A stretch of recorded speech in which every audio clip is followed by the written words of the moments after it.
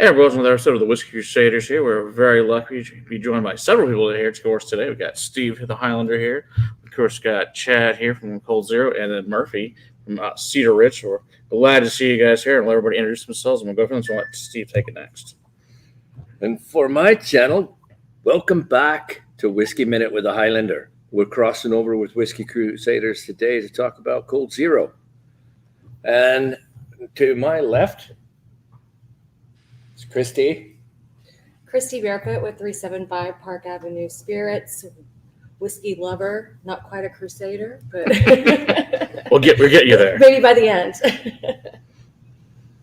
And back behind the curtain, we have a voice that you have heard once before. I'm Jeff Caffey, good friend of Steve's from way back, and Army veteran here to support the cause. Almost a half a century. Yeah. We're crying out loud. And then at the far end of the bar, we have Julie Caffey. I'm Jeff's wife. / driver. And standing up near the clouds. That's right. That's where the Air Force lives, you know. Come on, introduce yourself. Eric Fortmeyer, the other Crusader. Good to see y'all. All right. That's everybody that we're going to introduce. Yes.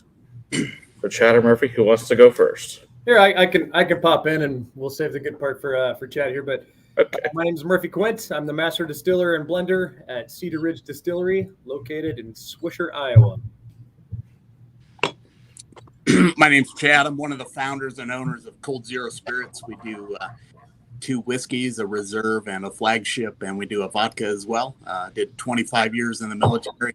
The majority of that was in Army Special Forces, and started this brand, a couple of my partners, and here we are. And these guys were talking about how many podcasts they've been on, and this is my first. So thanks for welcoming. And we are glad that you are here, so that's awesome.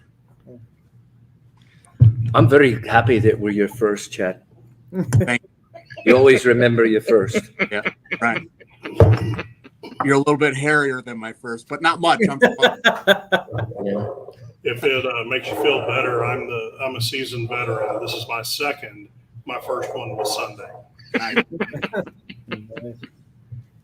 Yeah, we've been lucky enough to, of course, have Murphy back on, I guess, probably 2021 when we did the shootout of American Single Malt. So that was a good time back then. Yeah, no, I'm glad to be back with you. And yeah, I do a lot of talking about single malt these days. And today I'm glad to kind of switch gears and talk about something that I don't get to talk about enough, which is our partnership with the awesome brand Cold Zero and the partners that we have like Chad. So no, glad to be back with you. Absolutely. All right. So, Chad, what is Cold Zero? Why is it called that? So the genesis of the name, just in the simplest of terms, would be your first shot out of a cold barrel, right? You go to the range, you set everything up, and your first shot, take that shot out of a cold rifle, and you pretty much figure where it hits on the target, and that's your Cold Zero. And that's the easiest way to answer that question, but the a little more in-depth.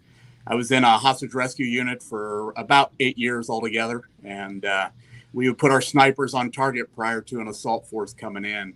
And the snipers would usually infill by halo or high altitude, low opening, military free fall.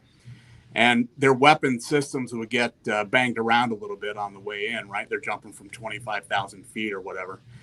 Whenever they would land and they would walk miles to their objective and they'd set up and, be in a hide site, they'd be typing back or radioing back all the information that they're seeing on the objective. Whenever the assault force came in, which is me, they would take these precision shots for whenever they saw a guard or whatever that was going to compromise our approach. And if that zero wasn't a Cold Zero, we'd be in a lot of trouble. So there's a lot of history behind the name. And I think the FBI coined it, but we gladly stole it. That's a good choice. There you go. Problem solved. Say hi to Steve and Andy and Richard. So I'm glad you guys are here. Yes, and that's why we're bringing it to you guys. You guys may not have heard of it. They do have a great story and a great whiskey, and that's why I want to introduce you guys to them today. So that's fantastic. All right, let's start with the vodka. We're going to jump right in with the vodka. So, Chad, you want to tell us a wee bit about the vodka? And I can dive in on that real quick. And Chad can talk about how we partnered up for it and kind of what the idea behind it was. But as far as the production of the vodka goes, it is produced the same way as most American vodkas. It is rectified from grain neutral spirits, cleaned up at our distillery, and then released under the Cold Zero label. So it is an 80 proof vodka. Like I said, made the way that most American vodkas are going to be produced. It is a 5 times distilled product, and it is 80 proof. So it's gonna, obviously the goal is to be fairly neutral in flavor profile and aroma, like most vodkas are. When this product, when we started putting this out, we thought if we're going to get in the vodka game, because we're very focused on whiskey, but if we're going to produce some vodka, why not do it with national heroes, people that have protected our country and things of that nature. So we thought that it would make sense to do some vodka on that front. Like I said, outside of that, Cedar Ridge is very whiskey focused and a little bit of wine, but vodka we want to do with Cold Zero. We assume it's corn since it's Iowa. That's correct. Yeah, not a lot of people know that, but if you're making vodka from grain neutral spirits, which that is the primary method doing in the United States. If you're making it from grain neutral spirits, that's almost always going to come out of Iowa because that's where the corn is. So there's a few different plants here that are going to produce grain neutral spirits from Iowa grown corn, and ships all over the country. Awesome. Yeah. So first thing you notice when you put it in a nice whiskey glass is that this has legs. Yes, sir. Yes, sir. It's got some serious legs, and it's got none of that. Like, I don't want to name another vodka that's from Texas whose name's gotten really big, but There are plenty of shitty ones from Does that one that one does have the smell of rubbing alcohol. Yes, it does. And it's horrible. This doesn't. This doesn't have any alcohol smell. Hey, thank you. And that's what we're going for in this one. We want something nice and clean that we can be proud It of. has the sweetness, and then on the palate afterwards, I get that wee hint of like a light dusting of licorice. Mm-hmm. Yeah, just a touch. Yeah, like I was saying, I mean, you generally want it to be fairly neutral when it comes to flavor and aroma, but to have just a slight touch of something that you can coin as your own when it comes to flavor, I think is important, because otherwise there's no such thing as differentiation. So the fact you're getting a little bit of that on the end is a good thing in my opinion. And like you said, not harsh, not overly boozy or anything along those lines. Just a nice, approachable vodka. Some light hints of pepper. You have water?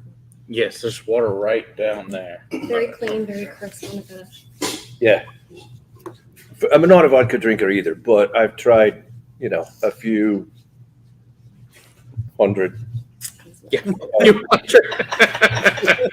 You said it. I mean, we're in the industry, so we're going to try a lot of them, even though we don't drink it. Yeah. And so when I first tasted this, when I first met Chad and tried this, I'm like, this is bloody grand. I can sell this. So I've done some blind taste tests with some of the top shelf stuff and some of the top selling Texas ones. And so far I've got 80% of them are picking Cold Zero out of the lineup. Perfect. All right, there we go. That's what we want. So why did you guys choose to make a vodka? Just because you have to wait on time as far as whiskey goes, or just your choice on that one? Well, that's It was, that's Chad telling us why we started. That's Right. Exactly. That's what we're having to do. the whole reason that we started a vodka brand is myself and all my partners are whiskey drinkers, but our wives and girlfriends are not. But really, it just made sense to go ahead and make a vodka. But the vodka that we make mixes really good. So Cosmos, that's my go-to drink that I make for everyone that comes over that's not a whiskey drinker, and it mixes incredibly well. We've done blind taste testings like everyone was mentioning, and they compare well with other brands, and they beat some of the brands, specifically the one from Texas, out of the water. I'm sure. I have no doubt you actually want to drink this one, unlike the other one. So, which, like you said, tastes like rubbing alcohol and just not. It was good a long time ago. It no longer tastes like it did when it came out 25 years ago. Because Well, it's no I think longer made. The way they make True too. start a fight. They get in trouble. Well, when you mass produce something, things get lost. Yes. There's no doubt. Yes. And Hey, Donald. the T-shirt, stop drinking Russian vodka. Oh, that is a great T-shirt. I did like that on you guys' website. Yeah, and anything that to not give to Russia sounds great to me, because no one likes them. My partner Ben's idea, and that shirt has really resonated. He actually came up with that idea before Russia invaded Ukraine, and Oh, we didn't like them then anyway. Makes no difference. We haven't liked it in the last 100 years. So. I will say Cold Zero, in addition to the awesome spirits, their merch is incredible. It's some of my favorite. That's think awesome. I'm actually wearing one right now. That smells really nice. We're pouring the whiskey over here, so get on to the. There's the beautiful bottle here held by Steve. And so, what can you tell us about the whiskey? All right. So the whiskey is a ton of fun. And like Chad was mentioning, I mean, that's really kind of what got this whole thing going with Cold Zero Cedar Ridge, working to create a product. The vodka is an important part to the puzzle and something we all really like. But most of us are traditionally whiskey drinkers. And so this is kind of the passion project. And so this is the standard offering. This is a 92 proof American whiskey. It is not designated bourbon. It is not designated rye. And that is for a specific reason. And that is because it is a blend of both. It is an American whiskey blend of bourbon and rye. Typically a 4-year-old product minimum. The barrels are usually between 4 and 5 years old. And then this is a product that is a blend of Cedar Ridge and MGP barrels. So it's going to, not only is it Cedar Ridge and MGP, but it's also bourbon and rye blended together. So it's a lot going on in there. And that's one thing that when it comes to what I can contribute to this, I think my skill set is really built around blending. I'm big on cask finishing, which is not involved in this particular one, and blending. Those are kind of my two strong suits. And I've really enjoyed the opportunity to work with a distillery outside of our own, being MGP, and blending it with our product. It's something a little bit more full flavored, full bodied than our normal product. You guys, obviously, you've heard me talk before about Cedar Ridge. Our whiskeys, our bourbon, and even our rye, really good whiskeys that we're proud of, but they are very approachable. They're a little easy sipping. And, you know, when you're going to team up with things like Green Berets, with people like Green Berets, I mean, you got to have something with a little bit more, heat to it. Something more punch. Yeah. That holds up to the people that you're working with. And so by blending bourbon with rye, it kind of, the weak points of one are counterbalanced by the strong points of the other. And you create something a little bit more full bodied and full flavored. And so that's why we went with the bourbon rye blend. It also leaves the opportunity for us to scale this thing very quickly. Cold Zero, we think they're a really good brand, obviously. That's why we partnered with them. And if they got to the point where they were growing faster than Cedar Ridge, it leaves the door open to get some barrels from other areas so that they can scale up as fast as they need. And obviously, my strong suit is still blending. And I'm excited about the opportunity to continue to come out with a balanced and consistent product of quality for them. Yep. So, Murph, you mentioned bourbon and rye. What about the barley? So that is also in there from the mash bill of the bourbon and the rye. So all 3 grains are in it. It is not a blend of bourbon, rye, single malt, but it is a blend of bourbon and rye that also has malted barley in it. So really, really good question. It does have all 3 grains, but technically it's the 2 whiskeys, bourbon and rye, blended together. It's got a very dark color for a 4-year. What casks are you finishing in? So they are all finished. Both the bourbon and the rye from Cedar Ridge are finished in New American Oak, char number 3 from Independent Stave. The barrels from MGP that we utilize for the bourbon and the rye, I do not necessarily know which cooperage they come from, but I believe they are also char number 3.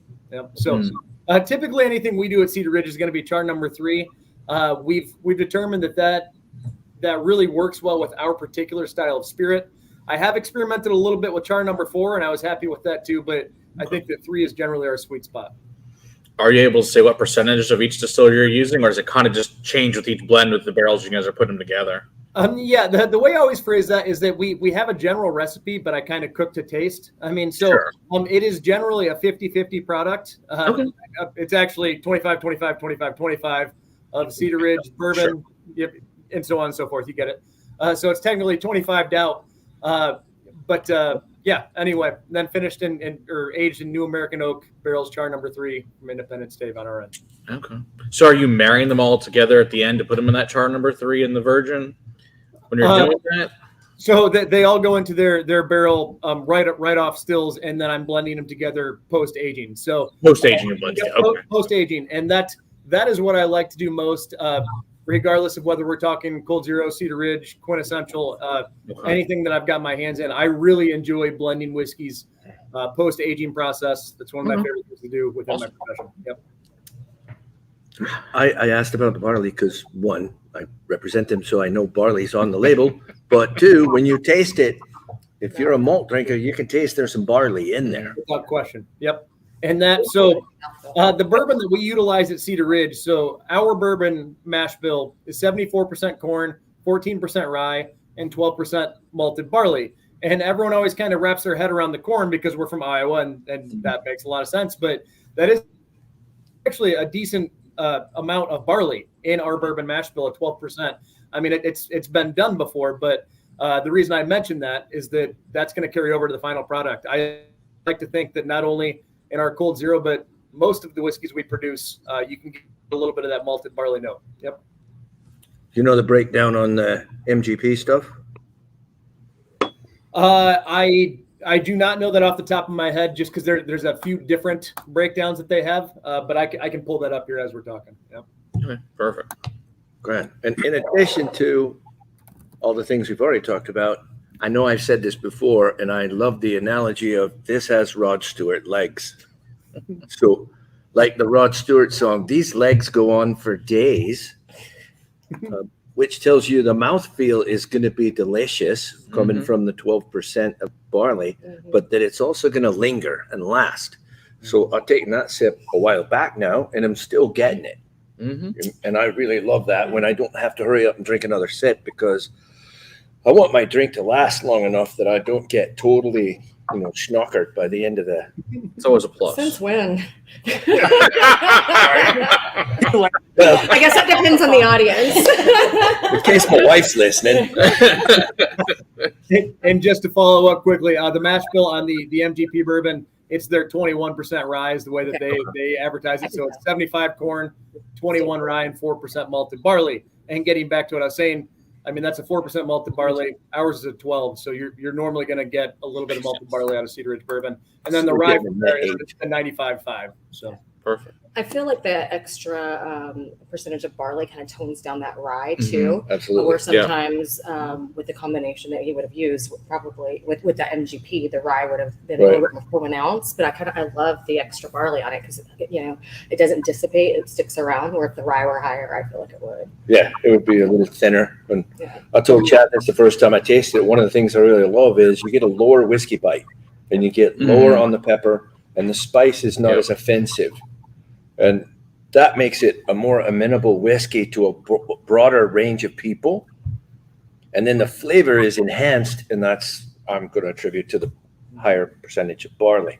Well, actually, it's funny you mentioned that, because that's when Casey and I built this. We went out there to Iowa to Cedar Ridge, and we met with Murph, and he rolled out all kinds of barrels. And we were trying all kinds of different ways to drink this.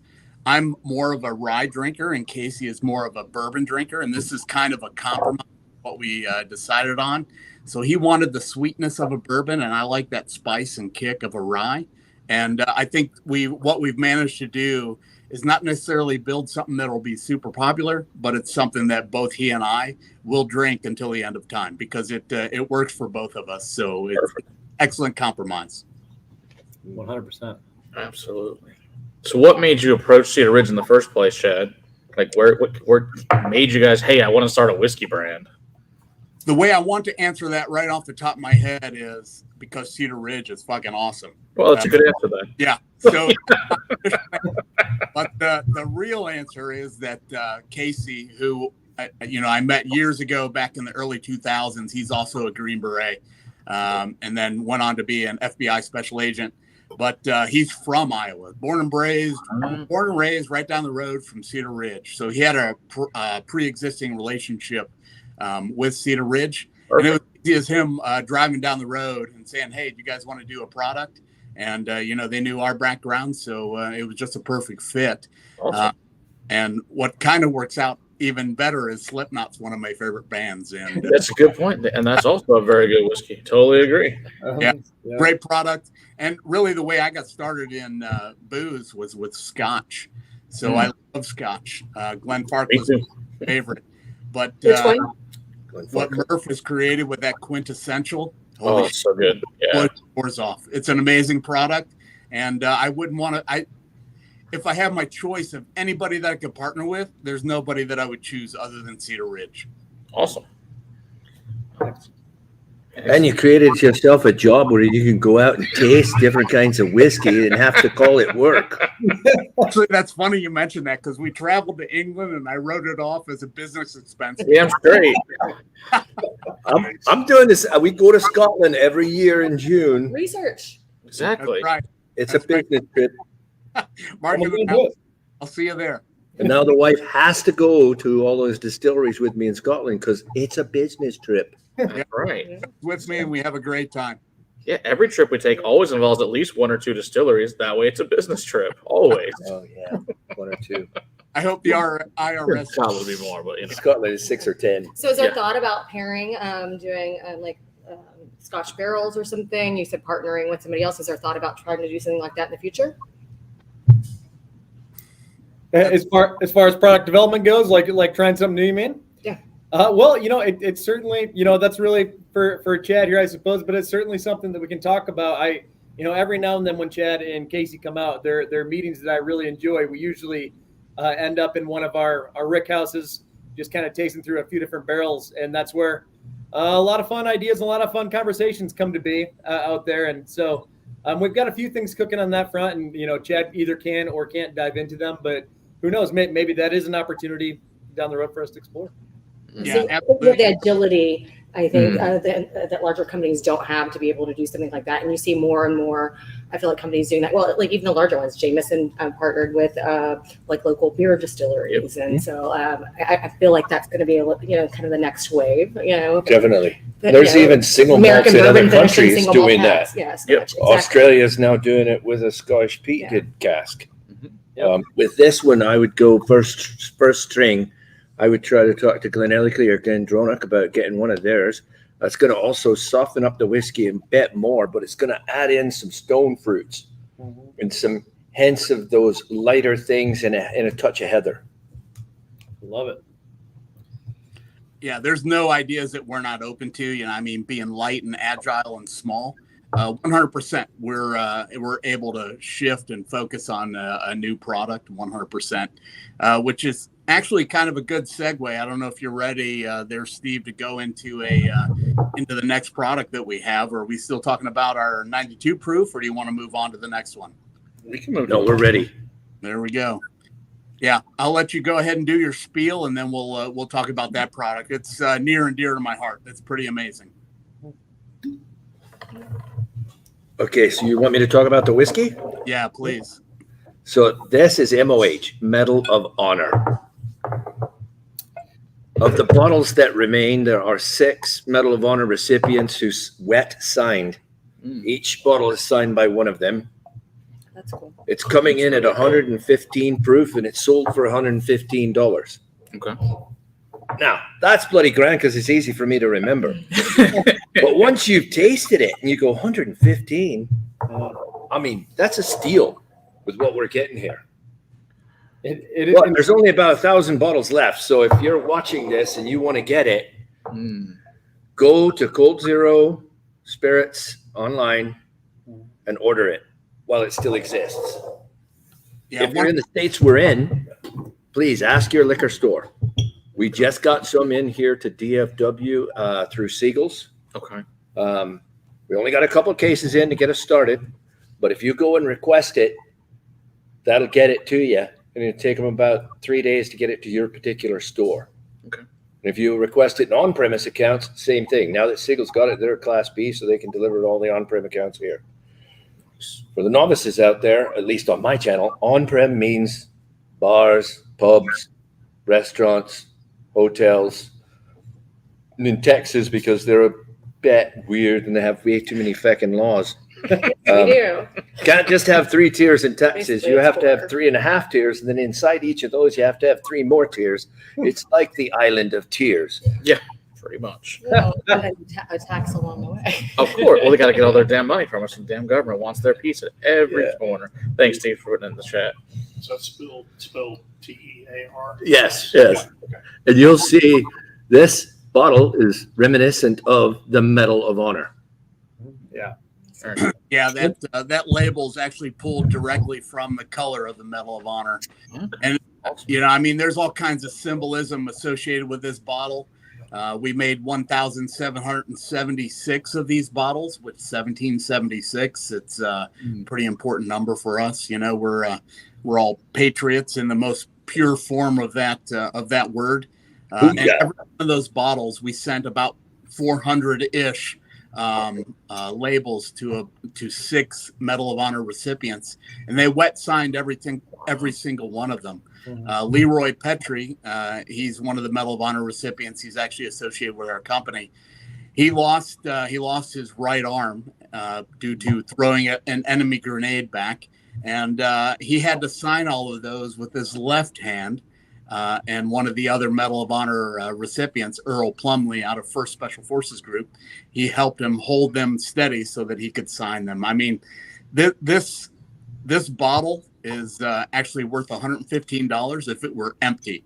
That signature alone is amazing, and it's one of the nonprofits that we support, the Medal of Honor Society. It's an amazing society, and those guys are. I mean, being a Green Beret is cool and all, but those guys, fucking animals, just absolutely epitomize what it is to be an American. Yeah, the other good news is the Medal of Honor Museum is about to open here in Arlington, which is down the street. That's what she just said. Yeah, so couldn't be more fitting. And for those among us who call ourselves adults, not necessarily me, but these are basically Pokemon for adults. You got to get them all. So my quest is to find all 6. There you go. And have them up on a shelf. Now, of course, they'll be empty or maybe filled with colored water, because I'm not going to let this linger. My kids, they won't know what to do with it when I'm gone. So if you look over my shoulder there, I've got 5 of the 6 right now. Really, really hard to locate all. I'm one of the owners, and I don't have all 6. Sal Gunta, who is an Iowa native, he sold out fast. I've got Murph going through all the cases, trying to find a bottle of that for me so I can complete my collection. Oh, we're going to get that done too. We'll come up with that one for sure. But quickly, while I have the floor, I want to dive into a couple things on it. I mean, one, I'll say that this is probably the coolest product I've ever been affiliated with, considering the Medal of Honor recipient signed it and stuff like that. Our packaging manager is a lady by the name of Lauren. She's the best in the business, best packaging manager ever. But she is in the National Guard, and when it came time to put these labels on the bottle, she was extremely concerned about doing it well and respectfully. It was really cool to see. But I want to comment on the product in the bottle. Obviously, the signature and everything is the coolest, and it does absolutely make them worth $115 even when they're empty. But I also want to comment on the whiskey real quick and mention that it is without question one of the best whiskeys to ever be affiliated with Cedar Ridge. So it is finished. It is the bourbon rye blend, a minimum of 5 years, and it is finished in barrels from Tiedemann Vineyards out in the heart of Napa Valley. And this wasn't specified. I'm 99% sure that they were Cabernet barrels, because that's what Tiedeman's known for. If not, just a standard red wine blend. But my team, we do also produce wine. We've got pretty skilled palates. We believe that those are cab barrels, and it puts out just a killer whiskey. Like I said, absolutely incredible. One of the best whiskeys that we've ever put out here. So $115 when it comes with the whiskey that's in there, and then the autograph on the bottle. Like you said, it's a steal. What I'm really glad about is that we're going to be able to capture Murph saying that's one of the best products they've ever made. Yeah. It's not that I'm going to capitalize on that, but holy shit, that's definitely worth coming on this podcast. You might have to make a reel out of it, Chad, and post it. Yeah. You have my permission on that. It's true. It is without question one of the best bottles ever come out of Cedar Ridge. Now, is it the same blending together and then finishing those wine gas, or is it a different blend for this one? No, same blend Right. in general. Like I said, to taste, so I mean, it's not like it's I do a perfect 50-50, but it's Sure. Conceptually. conceptually it's going to be the same blend.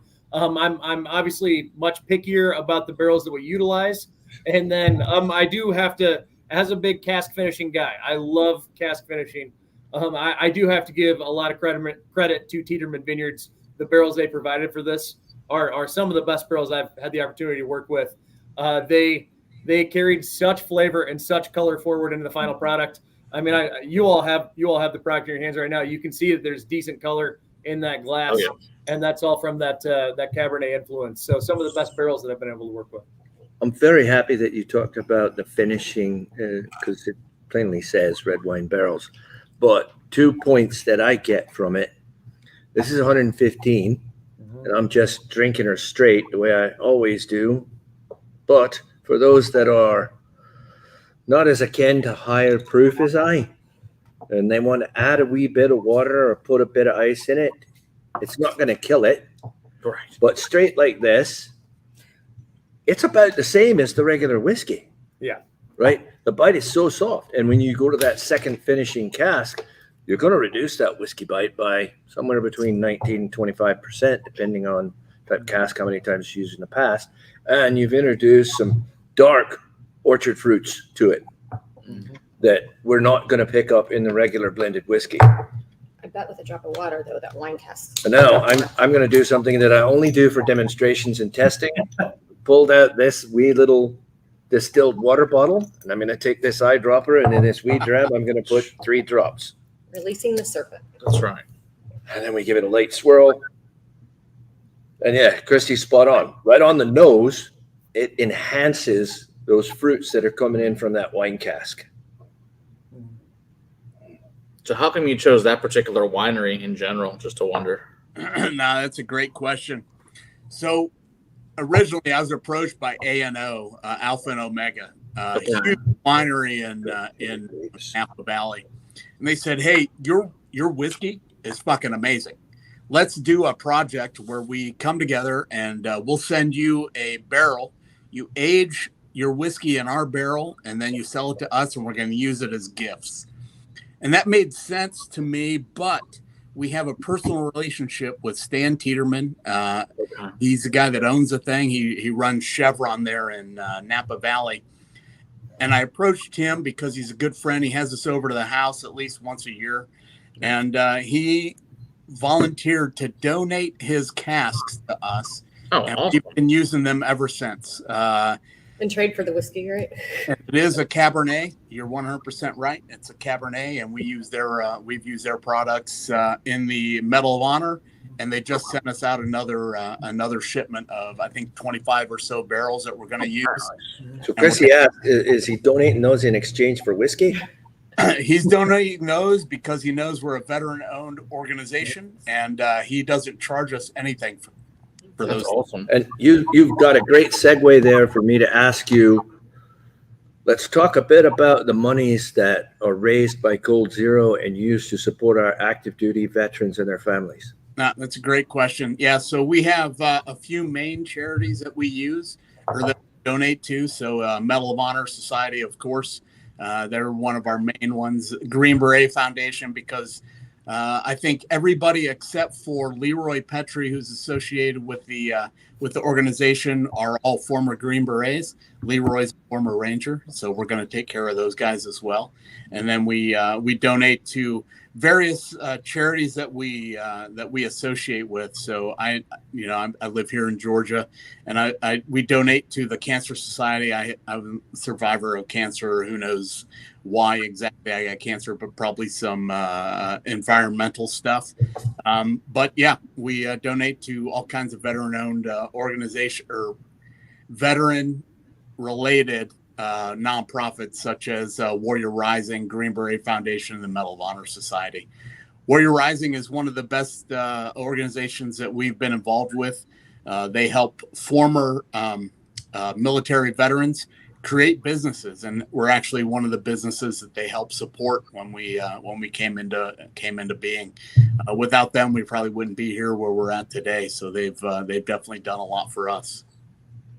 Is there direct links on the site to donate? Yeah, absolutely. So go to Cold Zero Spirits, plural, s.com, and you can find Medal of Honor Society, Warrior Rising, and the Green Beret Foundation. We're also associated with Nick Lavery, which is actually a crazy story and kind of illustrates how small the world is. So Nick Lavery is a former Greenberg. Actually, I think he just retired or he's still on active duty, but he's real close to that cusp where he's getting ready to retire. So he got hit by an IED and lost a leg, and he came into Bagram, Afghanistan, and he needed surgery, right? So he's emergent. He's on the table. He's literally dying. And the surgeons there worked on him, and they saved him. And my wife, being one of the surgeons, she's ones that worked on him. And this was years ago, before I ever met her. So it kind of demonstrates how small the world is. But Nick Lavery, he does a lot for veteran organizations as well. So, go to coldzerospirits.com. We've got all kinds of places that you can click on and follow and donate. And, if you don't buy our whiskey, so what? Donate to a veteran organization, help those guys, because they've given, there's a shitload of guys and girls that have given their lives. So go there and donate. Just help somebody out, especially former guys and girls that have deployed to Afghanistan, Iraq, and Syria, and the Philippines, and who knows where else. Absolutely, yeah. We do lots of stuff with military organizations, so yeah, we're happy to support you guys any way we can with that for sure. Hopefully Chad didn't push a button. We'll get him back in a second. We now have a black bar. Wait for it. I don't know. I know a black bar. He put a lot of important stuff in there first, though. So he did cover a lot of really good stuff there. So maybe he just wanted to drop the mic. Yeah. Yes, too bad Mike wasn't on here. Yeah. Any favorites out of the ones we tried so far? Definitely the last. The Medal of Cold Zero. Honor. Yeah, the Medal Yes. of Honor. One, the story, the history, the signing on the packaging is going to draw its own appeal. Even like you just mentioned, even if you're not interested in the whiskey, you can still donate. I think you can still get collectors or people that are behind this that sure. That want to support. But yeah, just very interesting with the cab cask. I was at first I almost thought it was more of like a Pinot because it was a little bit lighter. But when I added my drop of water to it, it opened up. I started getting some of the earthy notes, just a little bit more of the cab cask. I think you guys have done some great innovation and excellent product. Hey, thank you. Really appreciate that. That's well said. And yeah, like I said, I can't give enough credit to the Tiedemann barrels too. I mean, I've had the opportunity to work with casks from all over the planet. I've had the opportunity to work with casks from our own winery. That's something that's an advantage that we have being a winery distillery competition, which is really rare. But these particular casks, I didn't really know what to expect from them. Because it was all Chad and Casey who arranged it, and when they showed up, just really did amazing things with the whiskey. So Yeah. Were they pretty wet barrels when you guys got them? they were, which is always a risk that you run Right. when you're bringing barrels in from somewhere else. I always say that it's a huge advantage for us being a winery distillery. Sure. We can empty a barrel of wine this morning and fill it back up with whiskey this afternoon. So Yeah. huge advantage because you get wet barrels. But every now and then I'll bring in barrels from literally all over the globe, and every now and then you get some that are a little bit dried up and you kind of get burnt on them. They still impart some flavor, but it's going to be minimal. These, they really took care of us. There was a little bit of sitting liquid in them that not only does that contribute to keeping the barrel moist and it's going to impart flavor, but it actually holds the barrel together. Most people who don't work in the industry don't realize, but barrels, the second they get dry, they're not held together by nails and staples or anything like that. The hoops that you see going around them, that is the only thing holding barrels together. And so the second they dry out, they'll literally collapse and fall apart. Jeremy, the guy on our team who fills all of our barrels, he's become very skilled at rebuilding barrels because we'll get a truckload of barrels about every other month. And by the time we get to the end of the truckload, filling them up, and this is just regular new American oak casks, they start to fall apart on you. That's how quickly they dry out. So anyway, yeah, these Tiedemann casks, they showed up, they were still wet, extremely good condition, and made for a really nice whiskey. Yeah, let me weigh in here real quick. So when we talked to Stan, he actually said, because he's an expert, and he uses French oak barrels, only the best. And he said he was going to leave a little bit in there just to make sure that they arrived wet so we'd be able to fill it. Oh, man. Yeah, they did a great the way. finishing. Did he just say French oak? Yes. So Yeah. that's the extra fill Yeah, that I'm getting. it's Because extra I oak. wanted to say it's like not like a Yep. coating. Yeah. But French oak does that It's a to me. different kind of But I was spice like, that yeah, comes, like I yeah. didn't want to say. I think it Yeah, was the crazy thing is these are those $3,000 barrels, Yeah. and he Oh, wow. sends us Yeah. 12 to 24 of them every time that we ask. So Amazing. yeah, I tell you, Stan, I've got a dad and I love him. If Stan wasn't, yeah, I'd love Stan to be my father. He's an amazing man. An amazing man. And when we moved from Fort Worth back to San Antonio, all of my casks, which are wee casks, 3 of them dried out during the move and while they were in storage. And like you said, Casey, when I was unpacking, one of them had already collapsed, where the rings fell off and it's just a pile of wood. And then a couple of them, I tried to resaturate and it was no use. Yeah, it's tough to get them back together once they start falling apart on you. So that's you want to keep them intact and what we actually when we hydrate our barrels, that's another thing.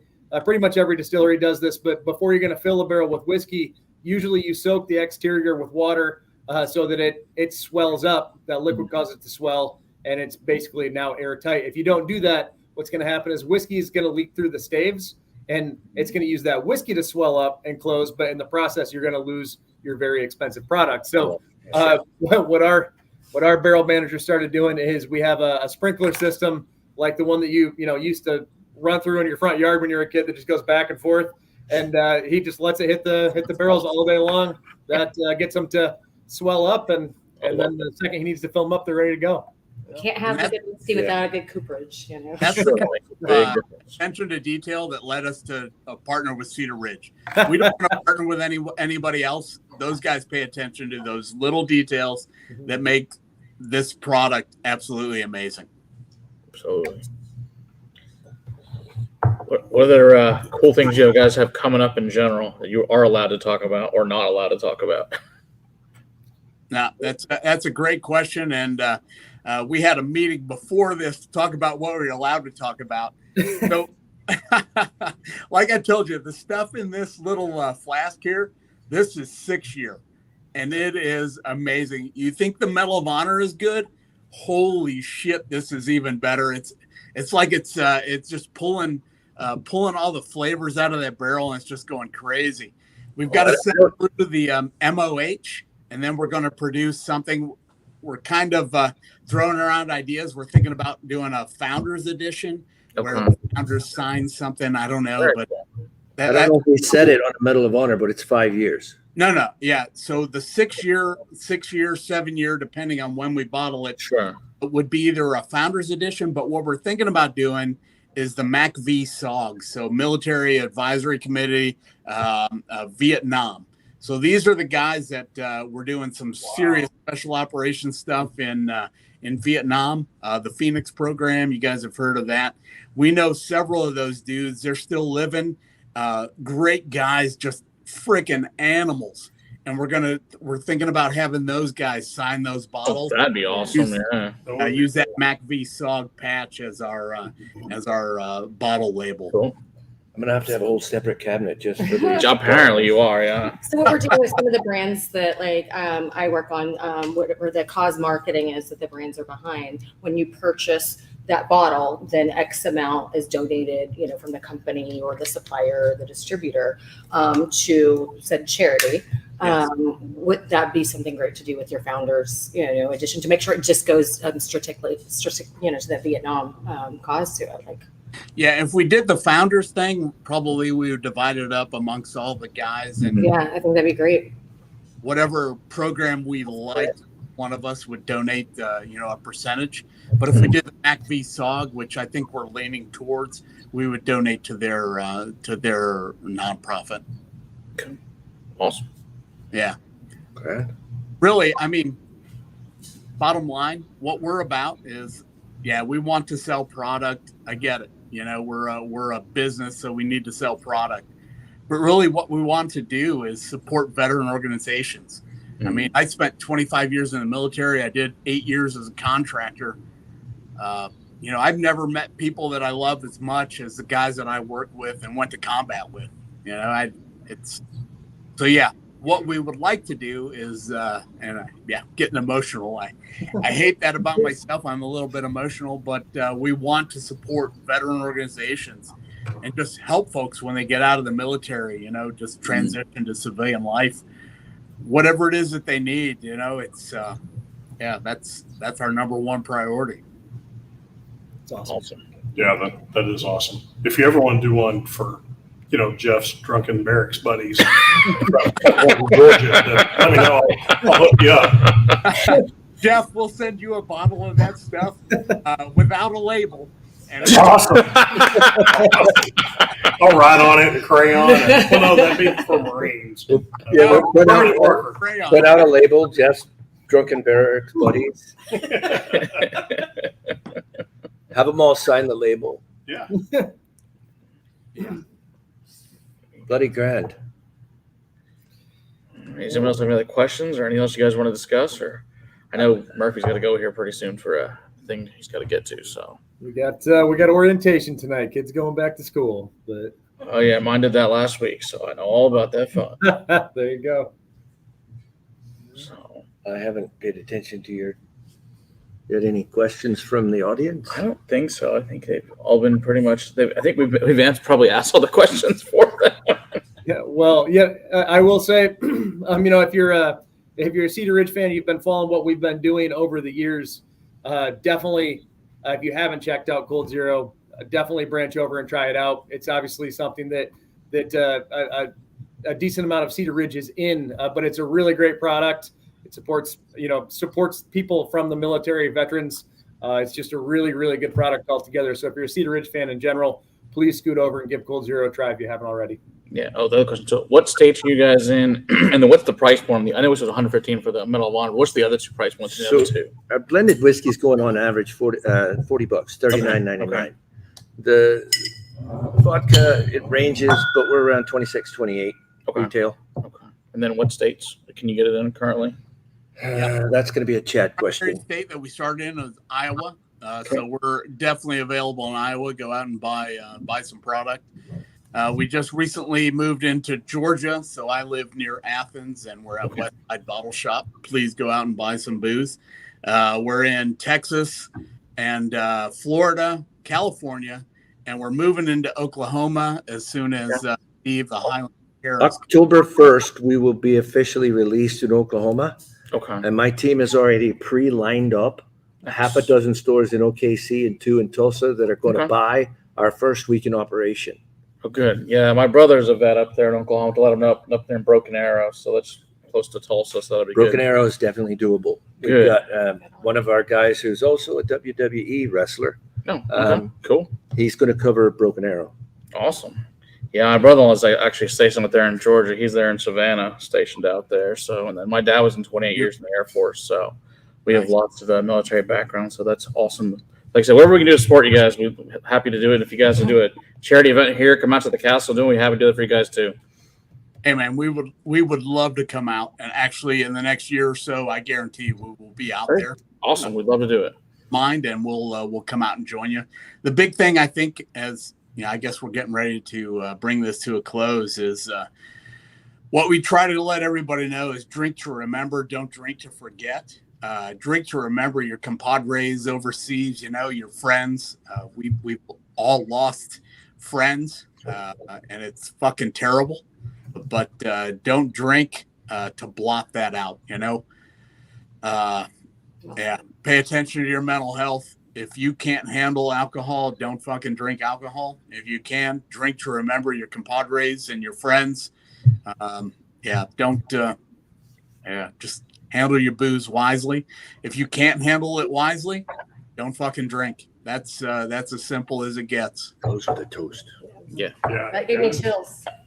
That was very well said. Well, we're going to close out with a toast. So I'm making a pour here. Are there 6 of us? Yes. Oh. And then my business partner Eric, he's also an Air Force veteran. So Math not strong. My wife is also. I got 2 of my kids that went Special Forces, one Air Force, one Army. Cheers. All right, so we drink to the health of another, and the other we drink to his he, in the hopes that he drinks to another, and the other he drinks to his we. Slunjava. Cheers in that one. But I'll cheers you. Thank you for letting me sit in. Yeah, good time. Good stuff. Marvelous stuff. Thanks, guys. It was great to see you guys, and we'll see you guys here hopefully soon. We will see you within the next year or so. Sounds great. Looking forward to it. Guaranteed. Thanks for letting us come on. This was awesome. Absolutely. I'm going to end the stream. We'll talk here real quick, and just so don't go away. Say cheers to the audience, and we'll see you guys next week.